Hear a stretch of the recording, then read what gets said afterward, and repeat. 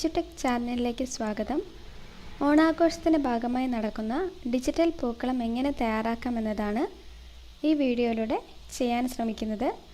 ഒരു ഡിജിറ്റൽ പൂക്കളം തയ്യാറാക്കുന്നതിന് ആവശ്യമായിട്ടുള്ള ബേസിക് ആയിട്ടുള്ള കാര്യങ്ങൾ ഈ വീഡിയോയിലൂടെ കാണിക്കുന്നു. അതിലൂടെ നിങ്ങൾക്ക് വളരെ നല്ലൊരു പൂക്കളം തയ്യാറാക്കാൻ സാധിക്കുന്നതാണ്.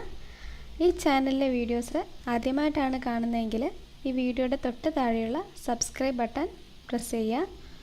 അപ്പം ഒരു പൂക്കളം തയ്യാറാക്കാനായിട്ട് ആദ്യം തന്നെ നമുക്ക് വളരെ എളുപ്പത്തിൽ തയ്യാറാക്കാൻ പറ്റുന്നൊരു സോഫ്റ്റ്വെയറാണ് ടെക്സ്പെയിൻറ്റ് എന്നുള്ളത്.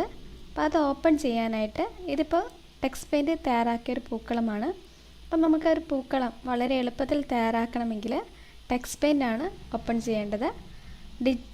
അതിനായിട്ട് ആപ്ലിക്കേഷൻസിൽ എഡ്യൂക്കേഷനിലും എഡ്യൂക്കേഷൻ കിഡ്സിലും ടെക്സ്പെയിൻ്റ് ഉണ്ട്. അതിൽ നമ്മൾ എഡ്യൂക്കേഷൻ കിഡ്സ് എന്നുള്ളിടത്ത് ടെക്സ്പെയിൻ്റ് എന്നുള്ളത് ക്ലിക്ക് ചെയ്യുന്നു.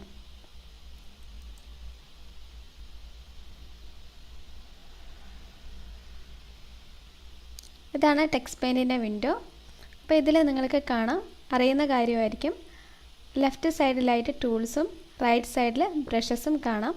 അപ്പോൾ നമ്മൾ വരയ്ക്കുകയാണെങ്കിൽ പെയിൻറ്റിൻ്റെ ബ്രഷ് ഉപയോഗിച്ചിട്ട് നമുക്ക് ഇഷ്ടമുള്ള ഷേപ്പിൽ വരച്ചുണ്ടാക്കാവുന്നതാണ്, ഒരു ഡിസൈൻ വരച്ചുണ്ടാക്കാവുന്നതാണ്.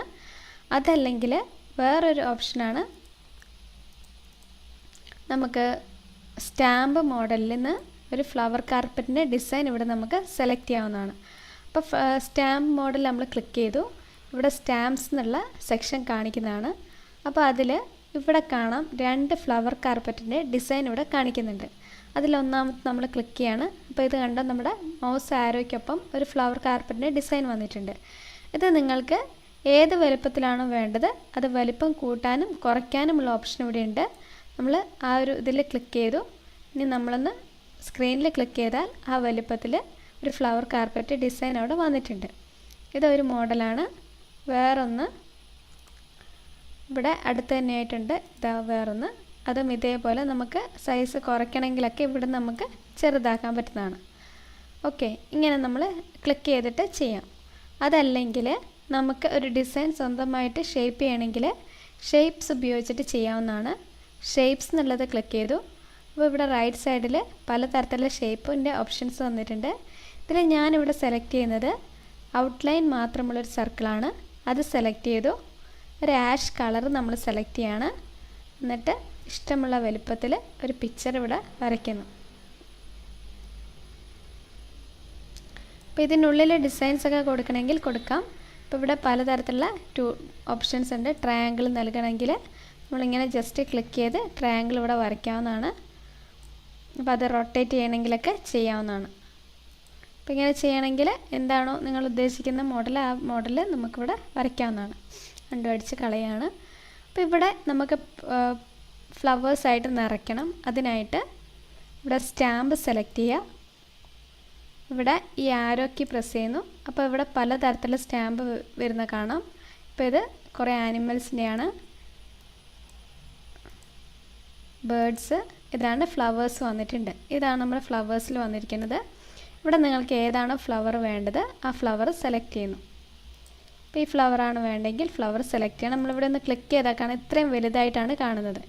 അപ്പോൾ നമ്മൾ ആ ഫ്ലവർ ഒന്ന് ചെറുതാക്കണമെങ്കിൽ ഇവിടെ തൊട്ട് താഴെ കാണുന്ന ഈ ബാറിൽ നിന്ന് ഇങ്ങനെ താഴേക്ക് ക്ലിക്ക് ചെയ്യുന്നു. താഴേക്ക് ക്ലിക്ക് ആൻഡ് ഡ്രാഗ് ചെയ്യുന്നു. ഇത് നമ്മൾ എങ്ങനെയാണോ വെക്കാൻ ഉദ്ദേശിക്കുന്നത് ജസ്റ്റ് ക്ലിക്ക് ചെയ്യുക.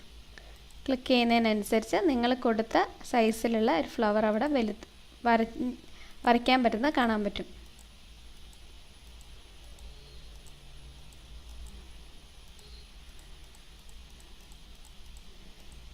നമുക്കിതിന് പല നിറത്തിൽ കൊടുക്കാം. ഇതവിടെ പല നിറമുണ്ട്. ഏത് നിറമാണോ നിങ്ങൾക്ക് വേണ്ടത് അത് വെച്ചിട്ട് ചെയ്യാവുന്നതാണ്. ഇത് ഞാൻ ജസ്റ്റ് കാണിക്കുന്നേ ഉള്ളൂ. ഇങ്ങനെ ഇവിടെ നിന്ന് ഓരോ പൂക്കളും നമുക്കിവിടുന്ന് സെലക്ട് ചെയ്യാം. അപ്പോൾ വലുതാണ്, അതും ചെറുതാക്കുക.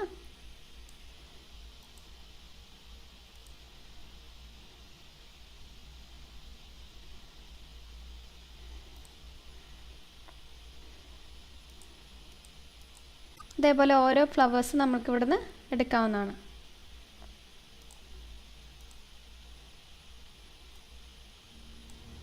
ഇറേസർ ടൂൾ ഉപയോഗിച്ചിട്ട് വേണമെങ്കിൽ ഡിലീറ്റ് ചെയ്യാം.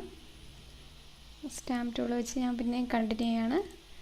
മൊത്തമായിട്ട് എന്തെങ്കിലും ഒരു കളേഴ്സ് നമ്മൾ കൊടുക്കുകയാണ്. പിന്നെ സൈസ് ചെറുതാക്കുക. കളർ ഇവിടെ നമുക്ക് സെലക്ട് ചെയ്യാം. ഇനി വേറെ എന്തെങ്കിലും കളേഴ്സോടെ ഞാൻ ജസ്റ്റ് ചെയ്യുന്നതിനുള്ള നല്ല രീതിയിൽ നിങ്ങൾക്ക് ചെയ്യാവുന്നതാണ്.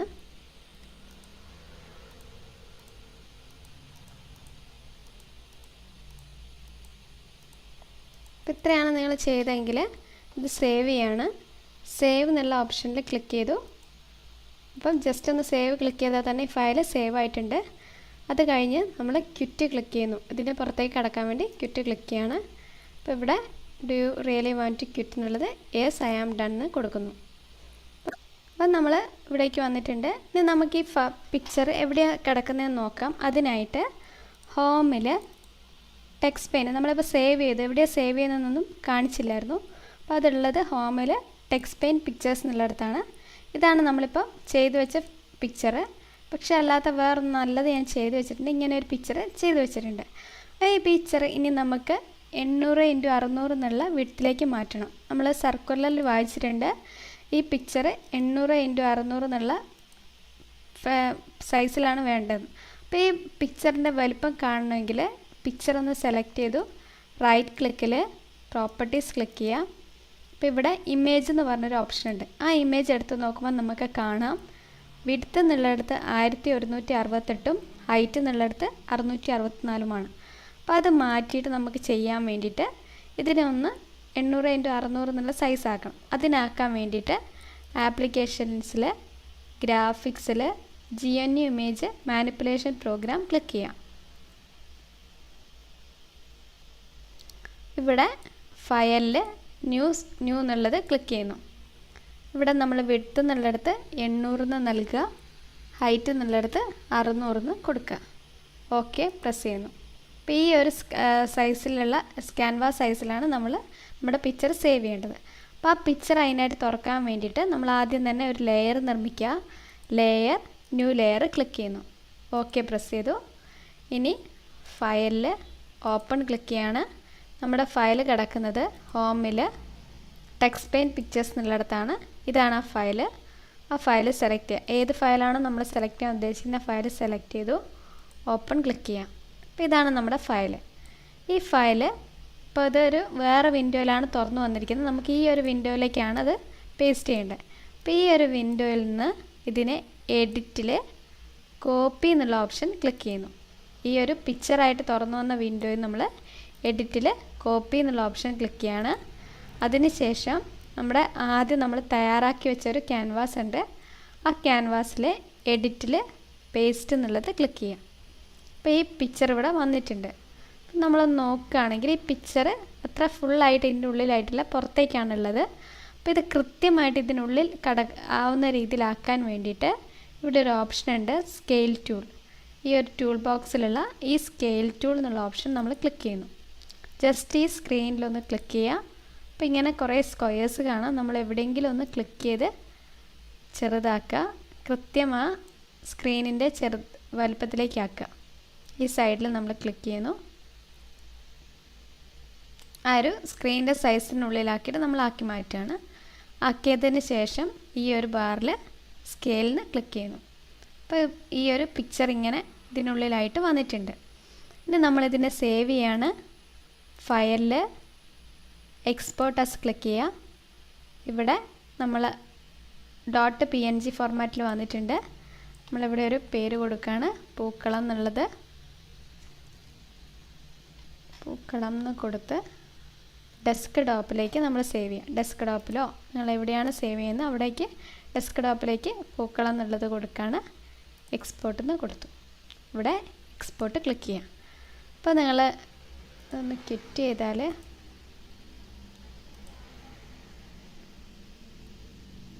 ഇവിടെ നിങ്ങൾക്ക് കാണാം പൂക്കളം എന്ന് പറയുന്ന പേരിൽ ഒരു പിക്ചർ വന്നിട്ടുണ്ട്. ഇതൊന്ന് തുറന്ന് നോക്കുക. അപ്പോൾ നമ്മളോട് പറഞ്ഞ ക്യാൻവാസ് സൈസിൽ 800x600 വലുപ്പത്തിൽ PNG ഫോർമാറ്റിൽ ഒരു പിക്ചർ സേവ് ആയിട്ടുണ്ട്. ഒന്ന് റൈറ്റ് ക്ലിക്ക് എടുത്ത് പ്രോപ്പർട്ടീസ് നോക്കാമെന്നാണ് ശരിയാണോ എന്നുള്ളത്. ഇമേജ് ഒന്നെടുത്ത് നോക്കുന്നു. ഇപ്പോൾ ഇവിടെ പറഞ്ഞതുപോലെയുള്ള വലുപ്പത്തിലുള്ള പിക്ചറാണ്. ഓക്കെ ആണ്. Okay, thank you.